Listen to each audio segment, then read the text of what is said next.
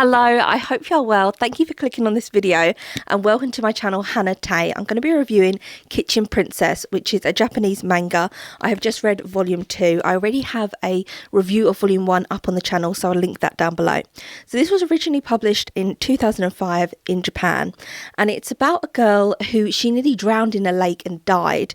And at the time her parents had just died. She was living in an orphanage. She was really depressed, and then this boy comes along and saves her life and then gives her a dessert and says to her, you should carry on living for your parents. They would want you to carry on living. He then disappears. She never sees him again, but he left behind a spoon, and she makes it her life mission to find out who this boy is. So the book is, she's a teenager now, and she has spent her whole life at this orphanage just wondering, who was this boy who saved my life and really gave me hope back into humanity to carry on living.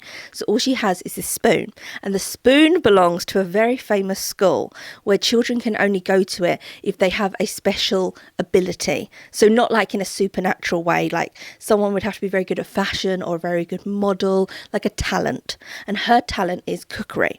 And throughout the book there will be little recipes. So she'll be making chocolate macaroons, and at the end of that volume will be the full recipe, so you can make that recipe at home yourself, which I love that element within Kitchen Princess.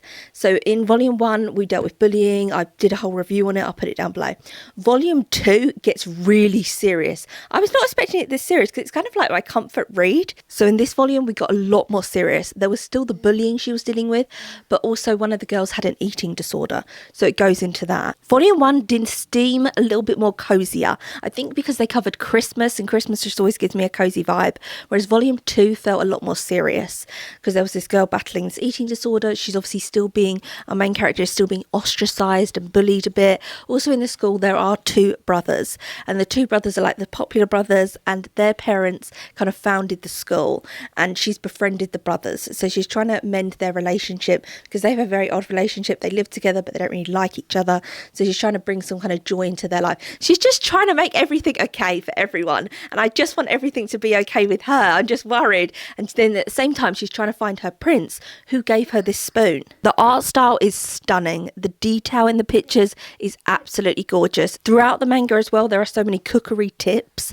that you can just pick up, and I cannot wait to get round to doing the ingredients and doing the recipes of everything and actually making them. I might do them as like YouTube shorts on the channel because there's so many like fun little recipes. There's like this rainbow soda that was in this volume where you get different juices, and then but they have to be different coloured juices, and then you put them in an ice tray, and then when they turn to ice you put them in a cup and then put I think it was cider over the top of them, and so it looks like a rainbow in your drink. So there's so many like fun little things you can do with it. It overall didn't feel as cozy as volume 1, but I think that's just because volume 1 had Christmas in it. We were just meeting all the characters. This one, it's got much serious, heavier topics like the eating disorder, bullying. Grief is a reoccurring theme because obviously she lost her parents. So it was in volume 1 grief as well, but in volume 2 she talks a lot more about grief. So I'm guessing we're just getting more serious as the series goes along.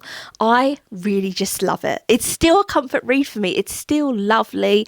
I love the art style. I think the art style is absolutely stunning. The attention to detail in the art style is just absolutely gorgeous. That's what I like from my mangas, heavily detailed drawings, and that's what this is. So I'm definitely going to be reading on with the series. There are only 10 volumes, and I'm guessing in each volume there are two volumes. So like in the omnibus there are 2 volumes and there are 10 omnibuses. I'm guessing that's what it is, but I know that there's only 10, so I don't know 10 of what. I don't know. Can anyone tell me if this was made into a film or a TV series? Because I was looking last night and I couldn't find anything, but I'm sure I saw a comment somewhere where someone said it was a TV series. So if you know, please let me know, because I'd love to watch the TV series of this after I finished the series. And I think this will be a series that I definitely finish. You know, other things like Food Wars, I haven't finished that.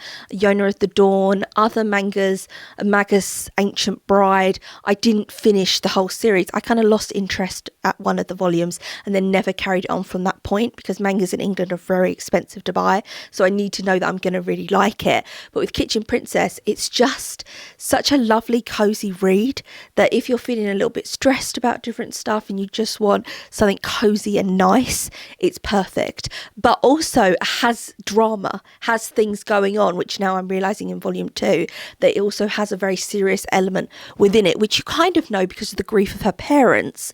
But I'm just loving it. I could just babble about it, so I won't go on too much. So I'm going to end this video here. I make 3 videos a week, Monday, Wednesday and Friday, so feel free to subscribe.